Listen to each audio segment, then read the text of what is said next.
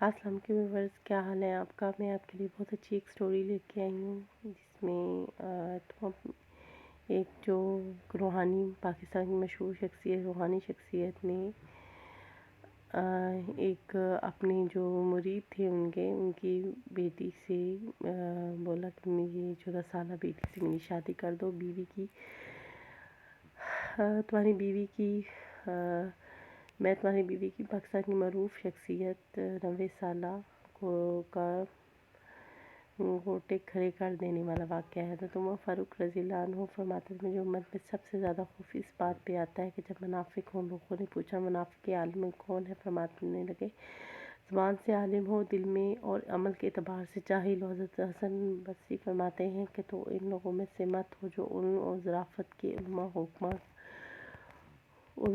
حکماء کی طرح رکھتے ہوں، عمل بے وقوفوں کی طرح ہو۔ معروف کالم نگار پروفیسر محمد عبداللہ بھٹی اپنے کالم میں جگہ لکھتے ہیں کہ ایک شخص نے حضرت ابو ہریرہ رضی اللہ عنہ سے فرمایا کہ میں علم حاصل کرنا چاہتا ہوں مگر ڈر ہے کہیں اس کو ضائع نہ کر دوں۔ مگر آپ رضی اللہ عنہ نے فرمایا کہ علم ضائع کرنے کے لیے تمہارا اسے چھوڑ بیٹھنا ہی کافی ہے۔ ابراہیم بن ابن عقبہ سے کسی نے پوچھا لوگوں کو اس سب سے ندامت کس شخص کو ہوتی ہے؟ تو فرمایا دنیا میں سب سے زیادہ ندامت اس شخص کو ہوتی ہے جو احسان ناشاز ہو پر احسان کرے، اور موت کے وقت اس علم کو زیادہ ندامت ہوتی ہے جس عمل میں کوتاہی کی ہو۔ نبی رحمت اللہ صلی اللہ علیہ وسلم فرماتے ہیں عالم کو اس قدر عذاب دیا جائے گا کہ اس عذاب کی شدت سے اہل دوزخ اس کے گرد جمع ہو جائیں گے۔ حضرت اسامہ بن زید رضی اللہ عنہ سے نقل قیامت کے دن عالم کو لایا جائے گا،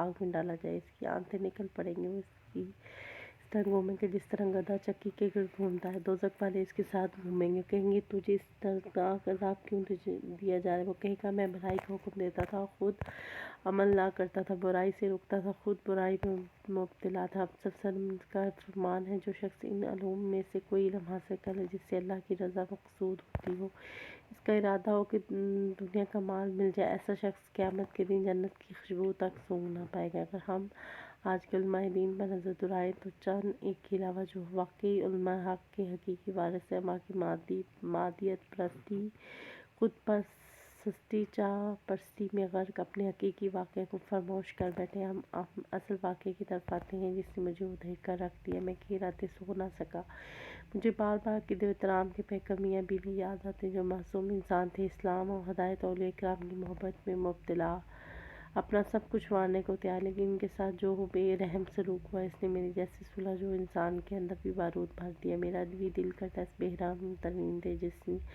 جنسی جانور نما انسان سے جا کر پوچھوں کہ تم نے جو محروب اپنا رکھا خدا کی فرمودگی کے بجائے اپنی ذاتی ہوس اور جنسی تسکین کے لیے تجھے خوف خدا کیوں نہیں آیا؟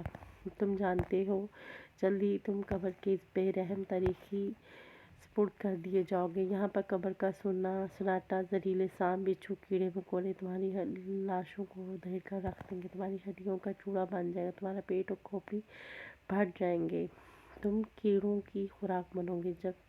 جب شریف میاں بیوی نے مجھے اپنی داستان غم سنائی تو میں دونوں کا تعلق پنجاب کے ایک بڑے شہر سے، بچپن سے ہم دونوں کے گھروں کا مذہبی رجحان بلکہ اہل تصوف سے حقیقی لگاؤ ادب احترام کا تھا۔ بیوی نے داستان جاری رکھتے ہوئے کہا شادی کے بعد ہم دونوں نیک عالم دین کی تلاش میں تھے جو تصوف سے بھی لگاؤ رکھتا، اور جلدی ہمیں ایک بزرگ مل گئے جو سرپایہ محبت مذہب میں ان کا اوڑھنا بچھونا تھا۔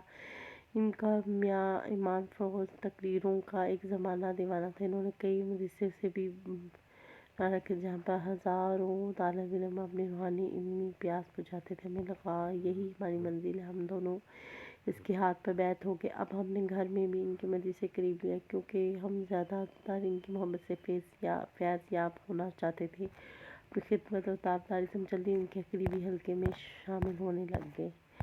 پیر صاحب کی عمر کی سیڑھیاں چڑھتے ہوئے اس دوران ان کی اکثر 2 بیویاں فوت ہو گئی تو انہوں نے تیسری شادی کری جو اسلام کے عین مطابق تھی۔ پھر کچھ عرصے بعد ان کی تیسری بیوی کا بھی انتقال ہو گیا۔ اب بابا جی اکیلے ہو گئے، عمر میں بھی 90 کے قریب تھی۔ ہمیں لگا خدا نے ہمیں موقع دیا ہے قربت و خدمت کا، اس لیے ہم نے اپنی بڑی بیٹی کی عمر 13 سال تھی، بابا جی کی خدمت پر معمور کر دی۔ میں دن رات بابا جی کے ساتھ کھانا بناتی، بیٹی کو کہتی جاؤ بابا جی کے کمرے کی صفائی، باقی کام بھی کرو۔ ہم بیٹی دل و جان سے بابا جی کی خدمت کر رہے تھے۔ بابا جی کے نے کہا مجھے آپ لوگوں سے بہت ہی خاص ضروری کام ہے، اس لیے تم میاں بیوی کسی دونوں مجھ سے ملنے۔ ہم خوشی خوشی سے پولیس میں آنے ہوئے تھے۔